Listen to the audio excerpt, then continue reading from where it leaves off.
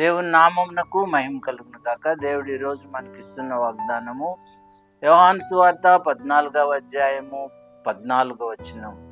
నా నామమున మీరేమి అడిగినను నేను మీకు చేతును. యేసుక్రీస్తు వారు శిష్యులతో చెప్తున్న ఈ మాట మనకు కూడా ఈ దినము జ్ఞాపకం చేస్తున్నారు. అడుగుడి మీకు ఇవ్వబడినని దేవుని వాక్యం మనకి సెలవిస్తుంది.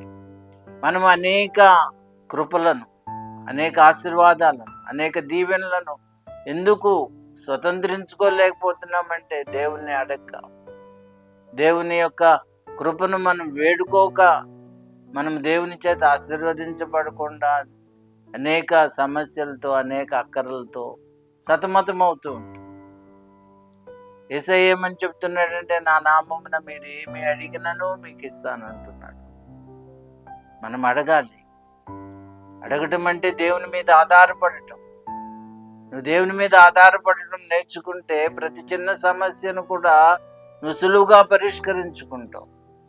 ప్రతి చిన్న సమస్యను నువ్వు దేవునితో చెప్పుకొని దేవుని జవాబు పొందుకొని నీ సమస్య నుండి నీ విడుదల పొందుతావు. కాబట్టి ఆయన మీద ఆధారపడదాం, ఆయనకు ప్రార్థన చేద్దాం, ఆయన అడుగుదాం.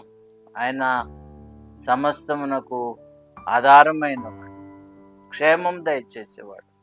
కాబట్టి ఆయన నామంలో ప్రార్థన చేయండి, సమస్తము మీకు దేవుని నుండి అనుగ్రహింపబడుతుంది. అట్టి కృపా దేవుడు మనకు దయచేయును గాక. ఆమేన్.